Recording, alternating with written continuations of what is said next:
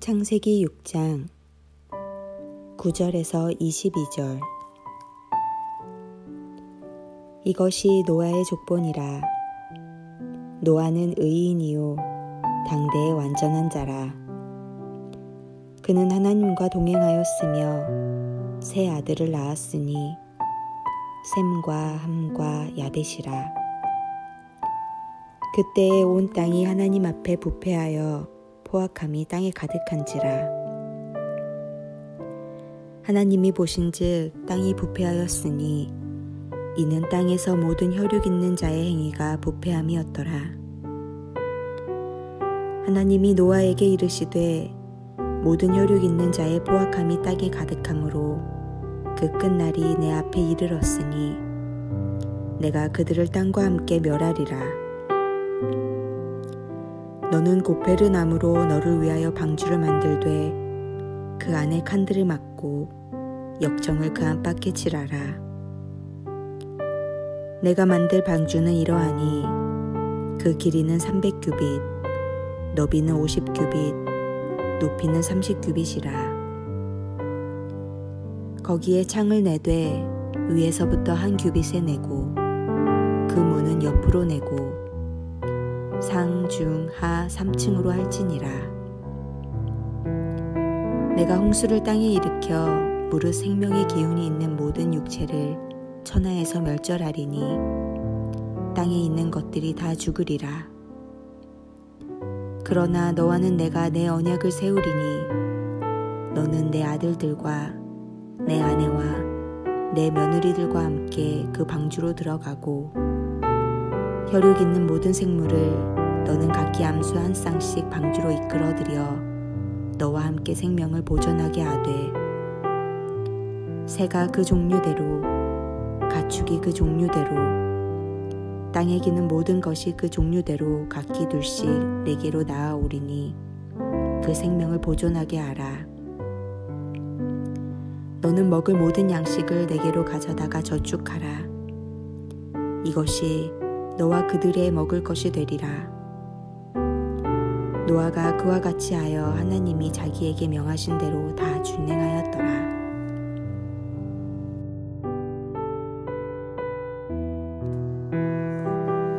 창세기 1장은 하나님께서 지으신 그 세상을 얼마나 기뻐하셨는지를 보시기에 좋았다라는 거듭된 말씀으로 강조하고 있습니다. 그러나 하나님을 떠난 인간들이 세상을 뒤엎은 결과 하나님께서는 정반대의 판단을 하십니다. 철저하게 썩었다라는 말씀입니다. 단 한 사람, 노아만이 그 흐름을 벗어난 의로운 존재였습니다. 그런 상황에서 하나님께서 내리신 결정은 사람과 땅을 멸망하고 심판하시는 일이었습니다. 그러나 하나님의 이 결정은 끝이 아닌 새로운 은혜의 출구로 이어지게 됩니다. 공의로우신 하나님은 의인을 멸하지 않으시고 나아가 그 의인을 통해 새로운 역사를 여시는 분이십니다.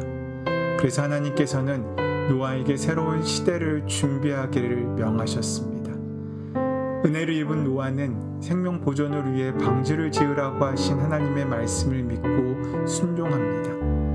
하나님께서 노아에게 홍수 심판을 말씀하실 때 노아가 하나님의 이 말씀을 믿었습니다.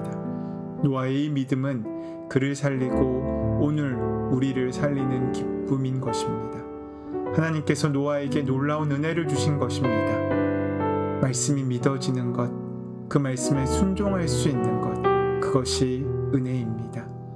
은혜 받은 사람은 하나님의 말씀을 믿고 그 말씀을 준행하는 사람입니다. 노아는 하나님으로부터 은혜를 받았고 그가 받았던 은혜가 바로 하나님의 말씀을 믿는 것이었습니다. 때때로 노아에게 말씀을 믿는다는 것이 결코 쉽지 않은 경우도 있었을 것입니다. 특별히 다 멸망하리라 하는 말씀을 받아들인다는 것은 더욱 곤욕스러운 것일 것입니다. 그런데 노아는 이것을 받아들입니다. 하나님께 은혜를 입었기 때문입니다. 은혜를 받은 자 노아가 말씀을 믿고 준행하기 위해 흘린 땀을 보십시오. 우선 방주를 만드는 데 필요한 나무를 구하기가 어려웠습니다. 쓸만한 나무는 대부분 낮은 곳에 있습니다. 낮은 곳에 있는 나무를 베어 산 꼭대기로 옮겨와 방주를 짓는다는 것이 만만치 않았을 것입니다. 더구나 그 길이가 약 130m, 너비가 약 22m, 높이가 약 13m의 방주를 짓는다는 것은 당시의 문명을 고려해 볼 때 결코 쉽지 않은 일이었습니다. 그는 그만큼 많은 땀을 흘려야 했습니다. 명하신 대로 다 준행하기까지는 오랜 세월이 흘렀습니다. 그 긴 시간 동안 방주를 만들어야 했다는 것입니다. 오랜 기간 동안 한 가지 일에 매달린다는 것은 쉬운 일이 아닙니다. 게다가 비는 오지 않고 사람들의 비웃음은 계속됐습니다. 사실 노아는 홍수를 경험한 적이 없습니다. 그럼에도 불구하고 내가 홍수를 내릴 것이다. 땅에 있는 모든 생명을 다 멸하겠다. 그래서 방주를 지어라고 말씀하신 하나님의 말씀을 믿고 준행한 것입니다. 오랜 기간 동안 계속된 비웃음과 조롱에도 불구하고 노아는 땀 흘려 방주를 만들었습니다. 혈육 있는 모든 생물을 이끌어 종류대로 생명을 보존케 하라는 말씀을 준행하기 위해서 그는 또 다른 수고의 땀을 흘립니다.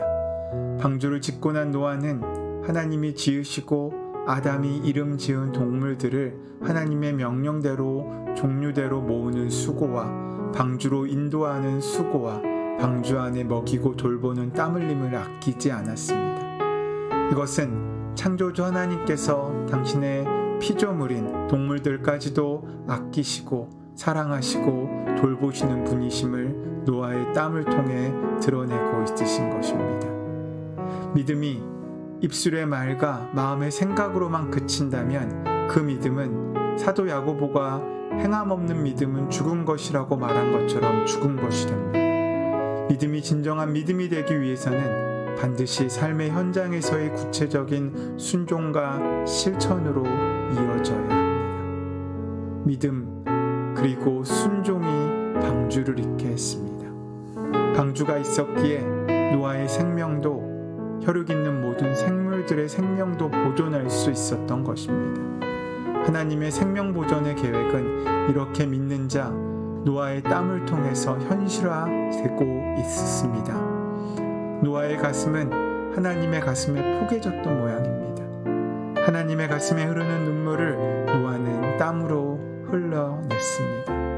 하나님의 눈물과 노아라는 인생의 땀은 새로운 생명을 싹 틔우는 밑거름이 되는 것이었습니다. 하나님으로 하여금 온 땅이 썩었다고 탄식하게 만드는 내 욕망을 채울 수만 있다면 세상이 어찌되든 상관없다는 태도는 그때 절정에 이른 것 같았습니다. 인간의 죄악 때문에 자연이 함께 멸망당했다는 사실 우리는 가볍게 지나쳐선 안 됩니다. 오늘 우리가 사는 세상은 어떻습니까?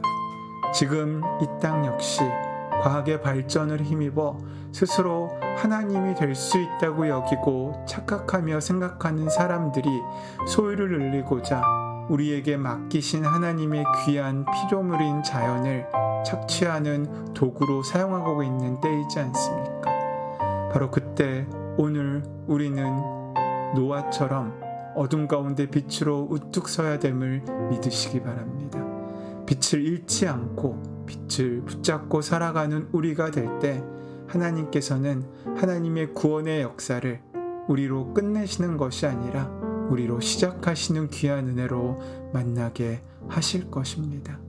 그 주님의 말씀을 오늘 우리에게 듣고 우리 삶의 자리에 세우기 원하시는 주의 구원의 방주를 세우고자 열심히 땀 흘려 주님의 눈물을 우리의 땀방울로 승화시킬 수 있는 귀하고 복된 은혜의 삶을 살아갈 수 있는 오늘 하루가 되기를 소원합니다. 우리를 사용하시는 주님, 어둠의 세상 속에 빛으로 패역한 세대 가운데 의인으로 사는 우리가 되게 하여 주시옵소서. 예수님의 이름으로 기도합니다. 아멘. 이제 함께 주신 말씀을 묵상하며 오늘 말씀을 붙들고 하나님의 임재 아래 살 수 있도록 기도함으로 나아가기를 소원합니다.